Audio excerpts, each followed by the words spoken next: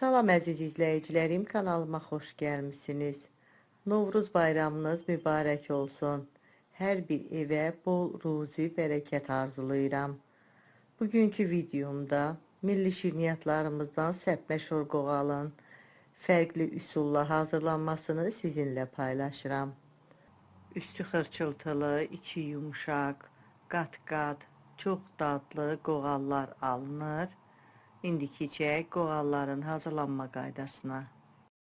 Bunun üçün əvvəlcə ərzaq qabına 200 ml stəkanla 1 stəkan ilıqdan biraz isti süd, 1 stəkan da ilıqdan biraz isti su əlavə edirəm. Yarım çay qaşığı şəkər tozu, 1 paket 10 qram da instant quru maya əlavə edib qarışdırıram. Maya tez əriyən mayadır, ona görə gözlətmirəm. Elə şəkər tozu ilə maya əriyəndən sonra qaba 100 ml də bitki yağı əlavə edib biraz qarışdırıram. Xəmir üçün unu ələkdən keçirtmişəm. Unun çox hissəsini qaba əlavə edirəm. 1 çay qaşığı da duz. Əvvəlcə bunları biraz qarışdırıram. Çətin olduqda yenə qalan unu əlavə edib xəmir yoğururam. Ələ yapışmayan yumuşaq bir xəmir olmalıdır. Xəmir üçün 5 stəkan un istifadə elədim. Stəkan ölçüsü 200 ml-dir. Belə gördüyünüz kimi ələ yapışmayan bir xəmir alındı. Yoğurduğum xəmiri dəzgahın üstünə qoyub 1-2 dəqiqədə yaxşı yoğururam. Belə hamar bir xəmir olmalıdır. Xəmiri gözlətmirəm. Elə yoğurandan sonra 4 yerək bölürəm. Kəsdiyim xəmir parçalarından kündələr tuturam. Hazırladığım kündələri un səpdiyim formaya yığmışam. Üstün örtüb bir yarım saat mayalandırıram. İçlik üçün 50 qram kərə yağı götürmüşəm. Kərə yağını əridib qoyuram bir kənara. Tavaya 1 stəkan un, ədviyyatlardan 1 dolu çay qaşığı razyana, 1 dolu çay qaşığı cirə, çay qaşığının 1/3 qədər qara istiot, 1 çay qaşığı duz, yarım çay qaşığı da sarı kök əlavə edirəm. Tavanı qaza qoyuram. Unla ədviyyatları bir 3-4 dəqiqə qarışdıraraq qovururam. Unun havası çıxır, onda içlik yaxşı alınır.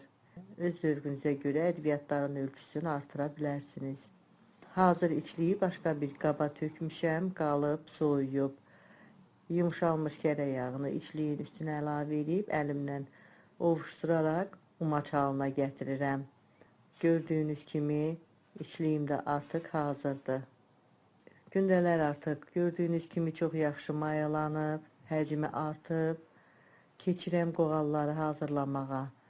Mayalı kündələrdən birini götürüb un səpdiyim dəzgahın üstünə qoyub, üstünə də biraz un səpib əlimlə bastıraraq havasını çıxardıram. Yayıb yayma açıram. İri bir yayma yayıb açıram. Xəmir mayalı xəmirdir, ona görə çox rahatlıqla yayıb böyütmək olur. Yaymaların arasına çəkmək üçün 150 qram ərinmiş kərə yağı götürmüşəm. Birinci yaymanın üstündən yağdan fırça ilə damızdırıram. Hər yerinə ərinmiş yağdan damızdırıram. Fırça ilə üstünə çəkmirəm, ancaq damızdırıram. Belə olanda yağ biraz bərkiyir. Arada yaymaları üst-üstə yığanda arada boşluq yaranır. Onda qoğal çox yaxşı alınır. Birinci yaymadan sonra içlik səpmirəm. Açdığım ikinci yaymanı birincinin üstünə sərib, kənarlarını çəkib əlimlə düzəldirəm. Onun da üstündən eyni qaydada fırça ilə yağdan damızdırıram hər yerinə. Yağı da əlavə eləyəndən sonra hazırladığım içliyi 2 yerə bölmüşəm. İçliyin bir hissəsini yaymanın üstünə səpirəm hər yerinə. Eyni qaydada yaymaların hamısını eyni qaydada, eyni ölçüdə yayıb böyüdüb üst-üstə sərirəm. Üçüncü yaymanı sərirəm. Onu da kənarlarını çəkib əlimlə düzəldəndən sonra üstünə yağ əlavə edirəm. Qoğal üçün istifadə etdiyim ərzaqların ölçülərini videomun açıqlama bölümündə qeyd eləmişəm. 4-cü yaymanı sərirəm. Onun da kənarlarını düzəldəndən sonra eyni qaydada bitənə qədər hamısının üstünə yağı fırça ilə çəkmirəm, ancaq hər yerinə yağı damcı şəklində əlavə eləyirəm. Yaymaların yanlarından əlimlə çəkib biraz böyüdürəm. Yaymalara kvadrat şəkil verirəm. Hər tərəfdən əlimlə. Xəmir yağlı xəmirdir, çox rahatlıqla da çəkib istənilən formanı vermək olur. Belə gördüyünüz kimi xəmirlərə kvadrat şəkil verdim. Qalan içliyi də 4-cü yaymağın üstündən səpib hər yerinə yayıram. Bir tərəfini üstünə gətirib 2 dəfə qatlayıram. Əvvəlcə bir tərəfini üstünə gətirirəm, sonra ikinci dəfə yenə üstünə qatlayıram. Belə qat-qat xəmir hazırlayıram. Xəmirin yan hissələrini əlimlə biraz düzəldirəm. Sonra yenə eninə doğru yayıb biraz genişləndirirəm. Çox da yaymaq lazım deyil. Elə biraz genişləndi, bəs eləyir. 2 barmaq endə doğrayıram hamısını. Sonacan 2 barmaq endə doğrayıram. Doğrayandan sonra eyni qoğalları hazırladığımız kimi bir tərəfdən başlayaraq rulon kimi sonacan bükürəm. Uç tərəfinə alt tərəfinə keçirərək əlimlə kənarlarını sıxıb bərkidirəm. Tərs çevirib üstündən bastıraraq qoğalları hazırlayıram. Hamısını eyni qaydada rulon kimi bükürəm. Uç tərəfini qoğalı hazırladığımız kimi nahamar tərəfinə çevirib kənar hissələrini əlimlə sıxıb bərkidirəm. Tərs çevirib üstündən bastırıram. Qoğalların bir hissəsini hazırlayıb yağlı kağız sərdiyim formaya düzmüşəm. O biri qoğallar hazırlayana qədər üstünü örtürəm. Qalır, yaxşı mayalanır. Qoğalları hamısını eyni qaydada hazırlayıram. Hazırladığım qoğalları 20-25 dəqiqədə yerində mayalandırıram. Qoğallar artıq yaxşı mayalanıb, həcmi artıb. Bir ədəd yumurta sarısına 1 çay qaşığı süd əlavə edib qarışdırandan sonra qoğalların üstünə çəkirəm. Hamısına yaxşı yumurta sarısı çəkirəm.